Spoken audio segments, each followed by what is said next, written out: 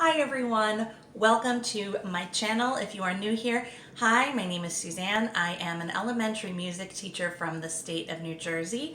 This channel is for all things music ed and music teaching related.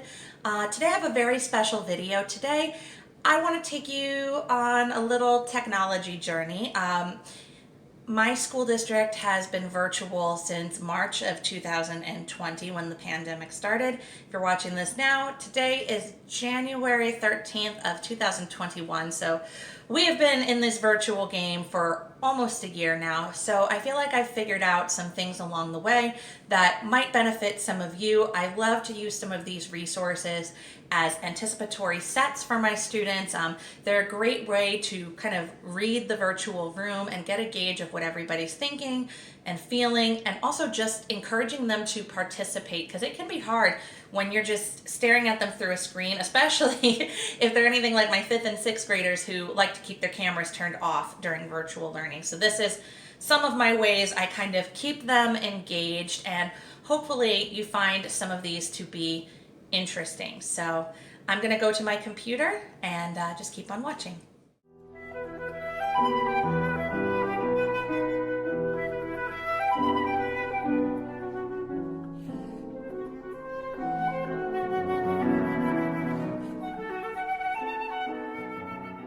Okay, so the first technology tool I want to go over is probably the most obvious one, which is your features right in Google Meet, and also probably within Zoom.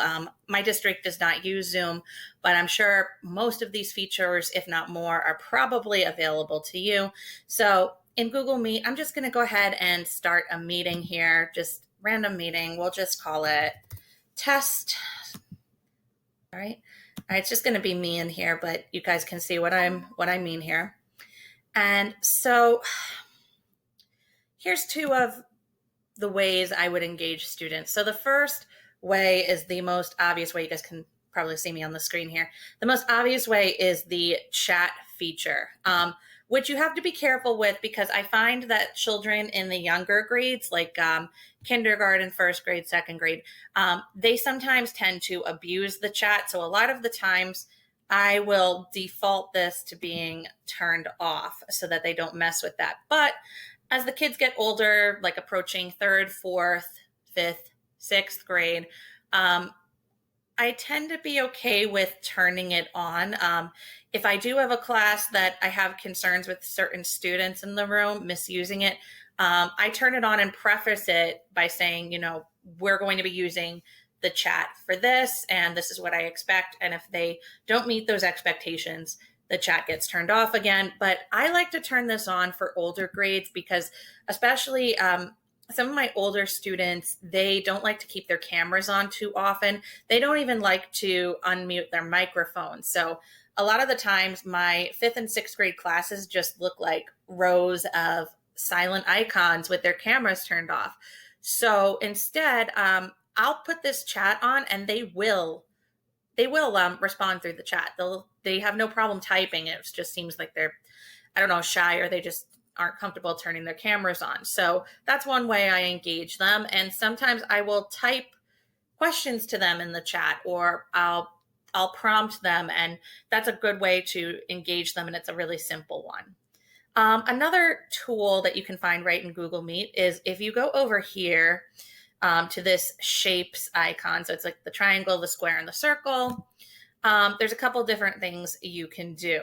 The first one is breakout rooms. Now, it's going to be a little tricky to show you this because it's just me in this room right now. But if I were to click this, it would allow me to divide us into several different rooms. I could do 4 rooms.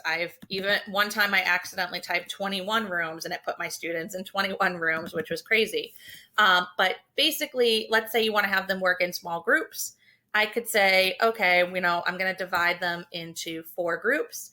And let's say I only want them to be in those groups 15 minutes. I can actually set a timer for 15 minutes, and it will time them. And then once the time is up, it'll force them to come back to the classroom. Now, the way you can add your students is you can either drag their names from like over here. So like if I wanted to put myself in breakout 1, I could drag myself there. I could drag myself here. I actually find the dragging to be slow.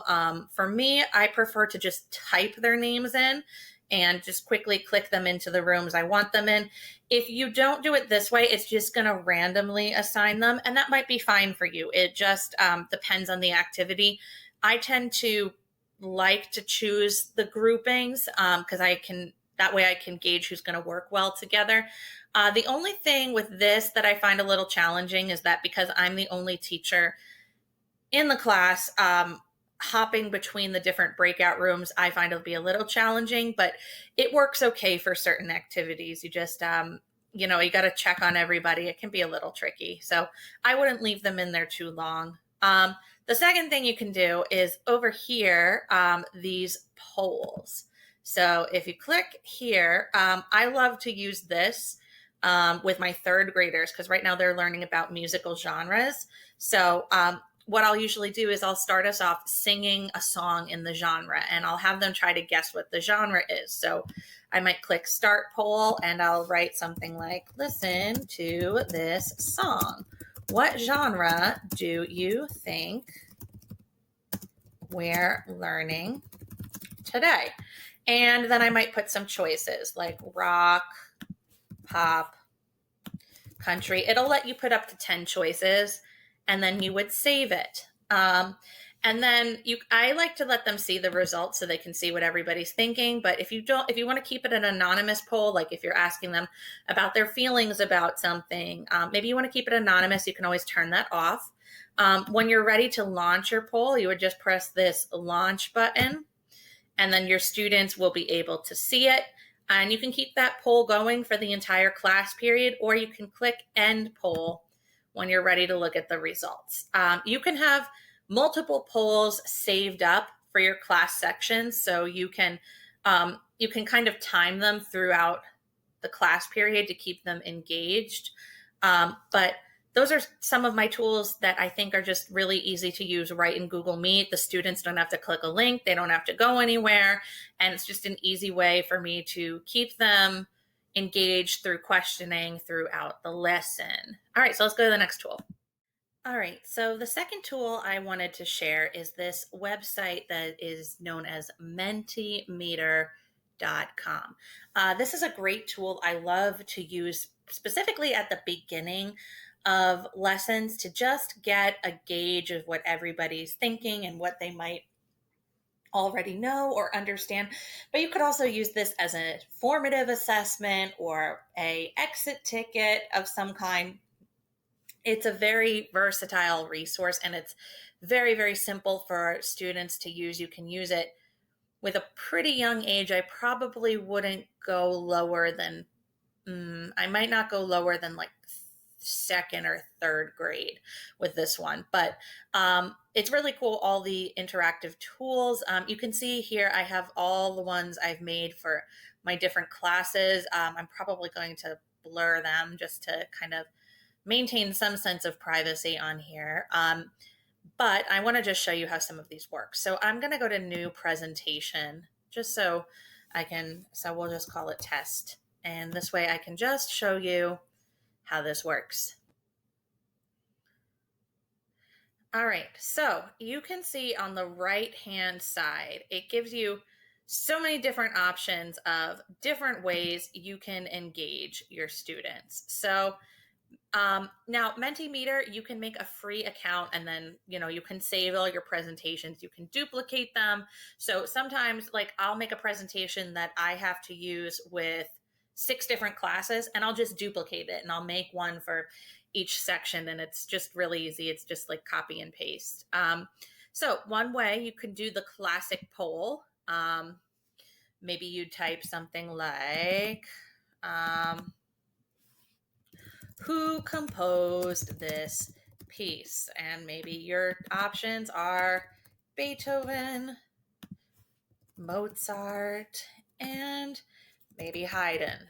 And then basically you can also add an image if you want to, show them an image. Maybe you're asking them what the name of a particular instrument is and you want to put a picture there.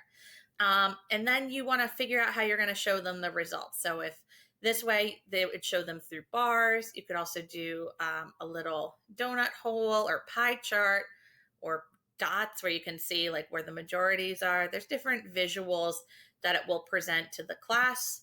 And then you can decide whether you want to show the correct answer, show the results in percentages, if you want the kids to be able to choose multiple answers.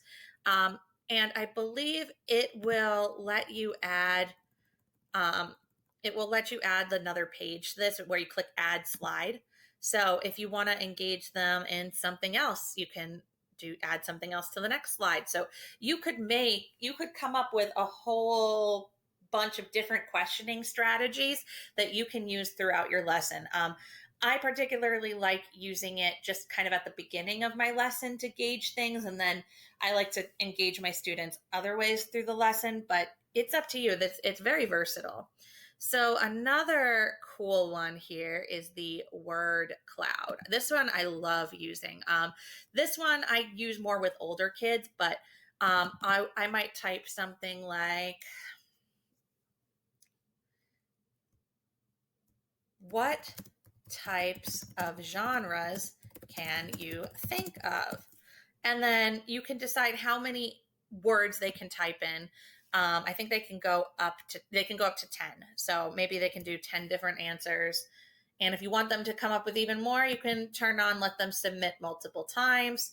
Again, you can put an image here. So this is really cool. I'll show you how this works in a second. But basically, the kids will get this question and then they'll type in any types of answers that they can think of, and then it's going to formulate a picture of everybody's different wordings and ideas, and it's completely anonymous. So the students can be as honest as they want to, depending on whether you think that's a good thing or a bad thing. But it just gives you an idea of what everybody thinks before you start whatever your lesson is. All right, so that's another one. Okay, and so now it's telling me I've reached the maximum number of questions for MenteeMeter free. So I'm using the free version. The free version has always worked just fine for me. I don't find that I have to use more than the free version. But if you want to, of course, you could purchase the upgrade. All right, so let's go ahead and make a different one. So you also have the option of doing scales where they can rank things on different levels. Here's another way that they can rank. This one, you can ask questions. So this one, is a great way for your students to get to know you, or you could use this as an exit ticket saying, what do you feel you still need to know? And maybe they put in some questions there. There's also the option for doing quizzes. All right, so you can see how they're understanding material. So as you can see, there's just so many options. You can see now they've added videos. There's so many different ways to engage students. You just have to really explore this feature. But most of all, I really just enjoy using the word cloud and the polling options up here. I think it's a really simple way to just find out what everybody's thinking without having them share their names. So now I'll just show you one in action really quick. I'm going to go back to my classes here. And I'll show you one of my third grade ones. Let me just scroll down because this was from way back in the year. All right, so this one was something I asked at the beginning of the year when I was trying to teach students about music genres. And this was kind of how I introduced the concept to them. So basically, you can see here that when the students log on, it's going to tell them to go to mentee.com and enter the code 8994942. Or it'll also give you the option to give them a direct link. I like to give them the direct link so they don't have to type anything in, but You could do it however you want to. So you can see from on here, I asked the question. You can see some of them had no idea, and then you can see some of them were on the right track with their thinking. So it gave us an option to kind of discuss it and what this was going to be about. All right. Now, after that, I prompted them, once we figured out what a genre was, I asked them to come up with some examples of a musical genre. And you can see some of their answers. So once we kind of identified what the genre was, they were able to kind of pinpoint some different genres. And this kind of led us into our genres unit, where each week we would study a different genre of music. And that's what we have been working on lately. But just to show you how this works in real time. All right, so let's move on to the next tool. Okay, so we're going to go on to my favorite resource now, which is Nearpod. Nearpod is such a versatile tech resource that you can use with all sorts of different grade levels and all sorts of different content areas. Now, Nearpod you do need an account for, but there is a free version as well as a licensed version. So I started out with the free version just because I wanted to explore some of the features and see how I liked it. And, you know, I did have to kind of play around with it a little bit before I got the hang of using all the features. And I found that I really liked it. And the free version didn't get me too far just because there's limited space where you can save your lessons. So I think after I created like 3 lessons, it told me that I was out of space, which was a bummer. And you can see from my account right here that I've created way more than 3 lessons. And luckily, my district was kind enough to upgrade me to a licensed version of Nearpod. And I have been loving it, and I've been using it with a lot of my classes. So let's go through Nearpod a little bit. Now, I could talk about Nearpod all day, but for the purposes of this video, I just want to show you some of the things it's capable of. And then if you would like to learn more about it, just let me know. I would be happy to do like a full Nearpod tutorial type of video if that's something that interests you.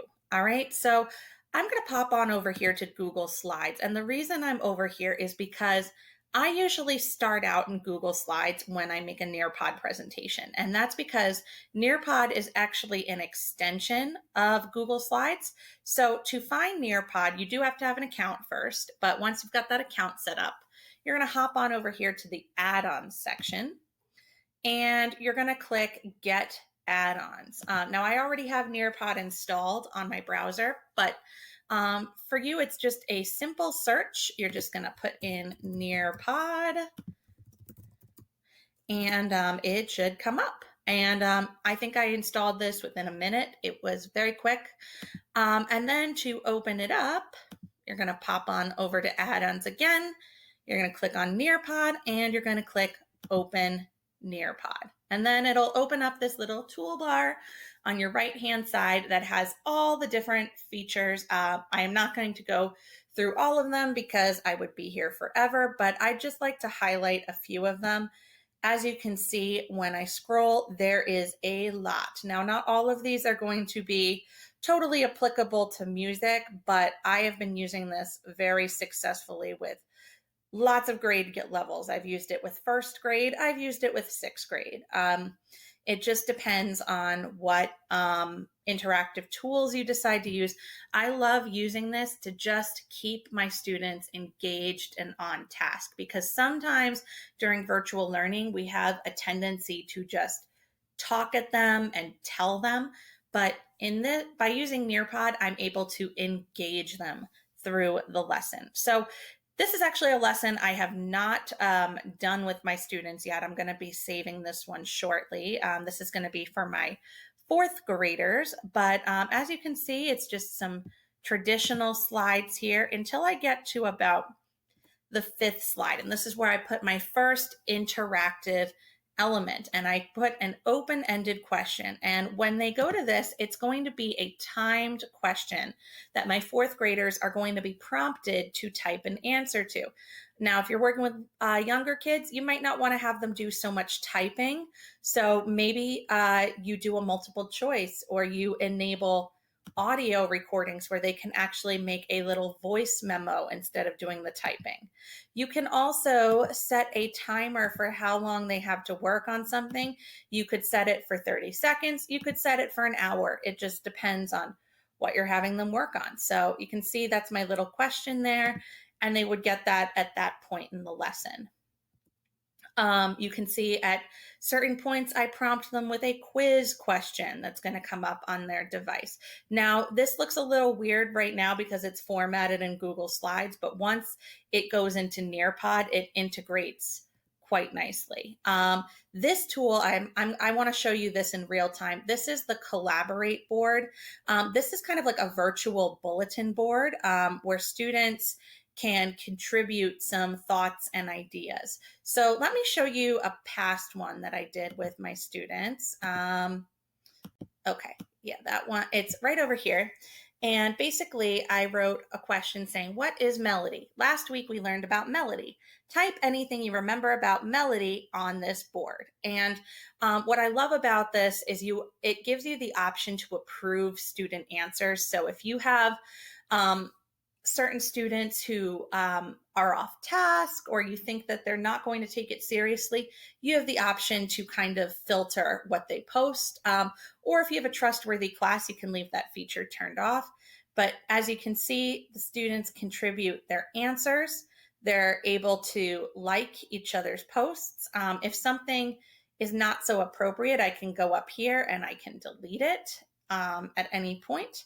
And I can go in and like things. I can share my own thoughts. So it's a really nice way to formulate a class discussion. Let's see. Some other features I love are the Draw It feature. So this one, again, it looks a little funny because it's in Google Slides right now, but basically, the students are going to get a background where they're going to actually have tools where they can draw or type right onto the slide. So for this one, I actually asked them to write out the number of beats. So when they get this in Nearpod, they'll actually be able to draw in the beats or type them in, and then in front of me in real time, I actually can see all of their screens as they're working. It's a timed activity, and I can actually see who's on track, who's not understanding, and then we can discuss the answer when it's done. You can see I put more open-ended questions. You can poll your students.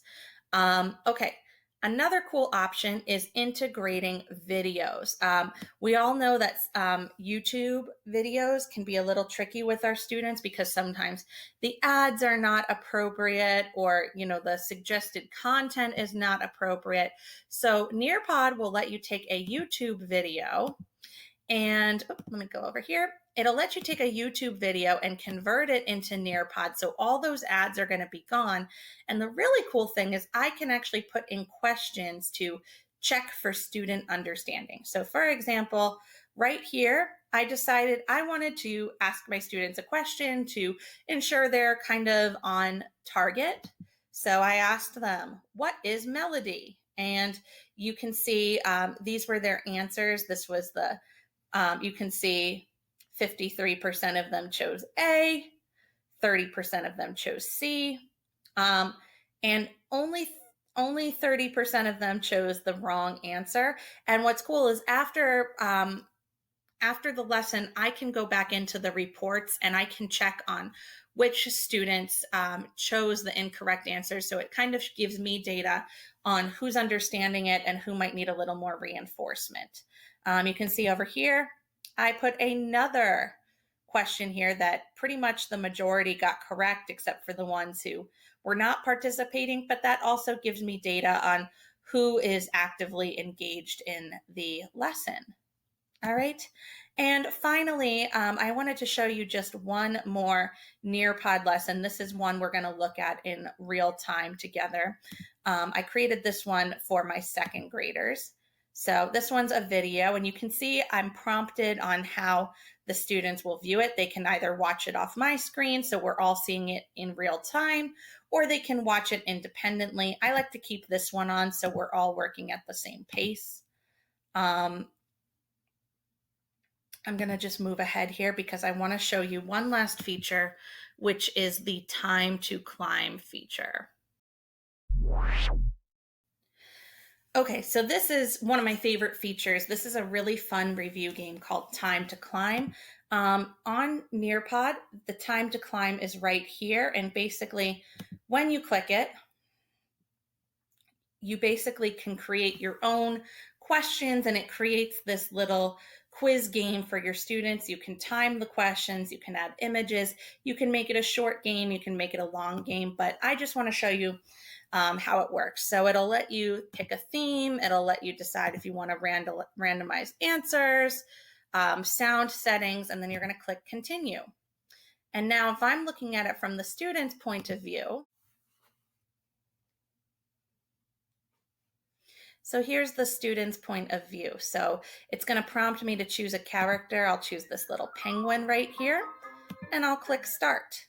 Now the teacher has to start the actual game. So I would make sure that all my students are in the game and they've selected their characters before I hit that start button. So I'm going to click start. And then it's going to take me to a little scoreboard, which I like to display while all the students are playing the game. So as you can see, it's showing the question on the right-hand side that the students are on. You can see I've given them a minute to answer it. Now, if I go to the student side,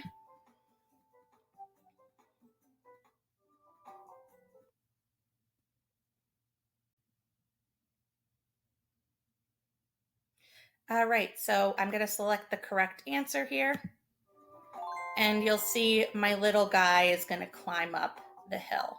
All right, for the next one, I'm going to choose the wrong answer just to show you what happens when I get the incorrect answer. All right, so it kind of corrects me, and then I can see myself progress.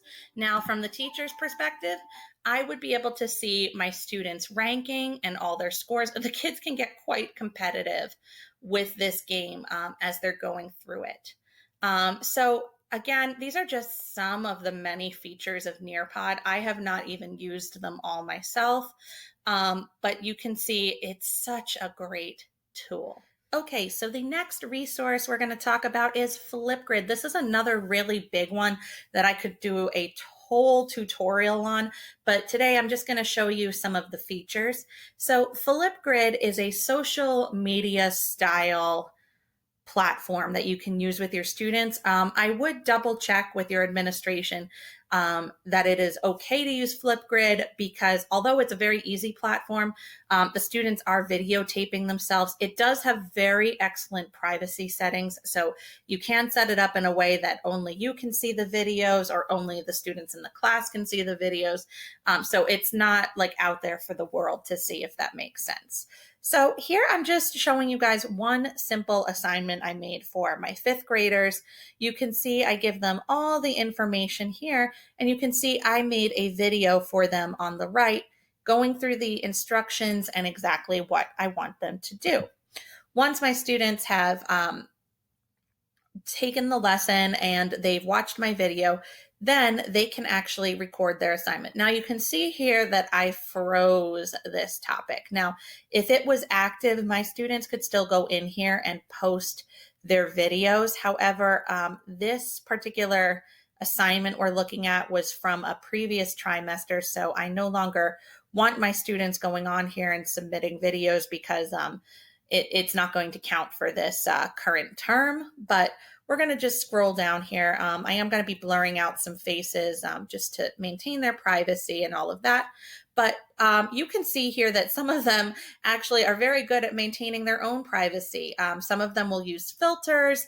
They can put stickers over their faces if they're camera shy, and they can actually, make it fun. So this is one of my students' responses to the assignment, and you can see it's very, very simple for them to do.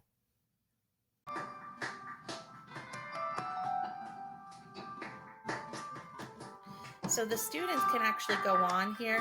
They can like his content. They can leave a comment. On the side panel here, they can go watch their classmates' videos. So it's a great way for them to kind of stay connected from a distance. Again, there's so many possibilities with Flipgrid. You can use it for your youngest learners. You can use it for older grades. It just depends what you want to do. So if you would like a longer tutorial on Flipgrid, I'm happy to do that as well. Let's move on to the final resource. Here is my final resource for this series. This is Padlet. Padlet is a completely free resource that you can be taking advantage of, especially with your older students. I find that Padlet is a little tricky for younger learners just because there's a lot of typing involved, but you could easily integrate this into listening lessons or other activities for 5th grade, 6th grade, beyond. 4th grade could probably handle it. So I just want to show you a little bit of how this works, and then I'll show you one in action. So I would click Make a Padlet. Of course, you're going to want to have an account, but it's free. You'll see there's different options for how I can arrange student content. I like the wall option, but you could also do like a map, a timeline. You can do a back channel. I'm going to choose wall. And then it's going to create this little Padlet for me. And you can do lots of different things. You can change the colors around, the theme around. You're going to want to give it a title. So maybe I will say musical preference.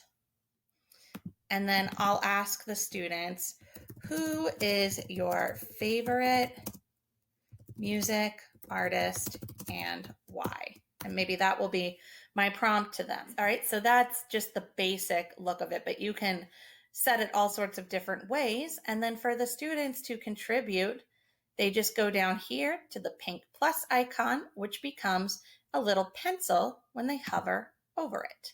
Then once I click the little pencil, it's going to make a little Post-it note.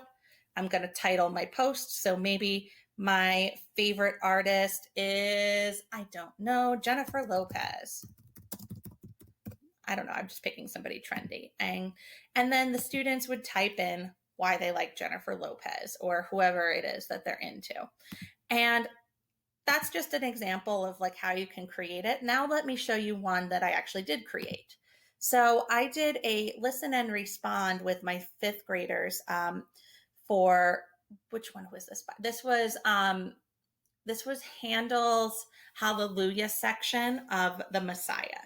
So basically in the directions, I put listen to this piece and I gave them a link where they could go listen for 4 minutes. And then I prompted them by asking them to answer one of the 3 questions on the Padlet. So all they would do is come down here to the pink plus icon and they click it and it will create a response. I am going to be blurring out some of their names just to maintain their privacy. But you can see that they all posted their responses and I have the ability to go in and like them, and other students in the class can choose to like different responses. You can also see I've commented on their posts as well as their classmates. So it's just a really nice way to just organize student thoughts and ideas differently. I really like this as a opening activity to maybe a listening lesson or a composer lesson. You can use it in lots of different ways. Yeah, check it out. It's completely free. All right, so this concludes my video on my top 5 tech resources. I hope you found everything I mentioned helpful.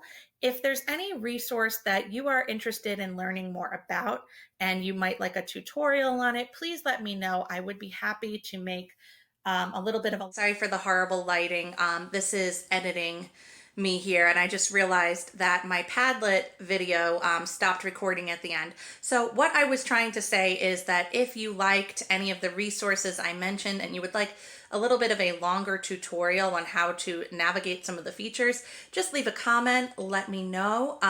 Please don't forget to like this video if you found any of this information helpful, and be sure to subscribe to my channel. I'm going to be putting out music education videos every single week, and I will see you next time. Bye, guys.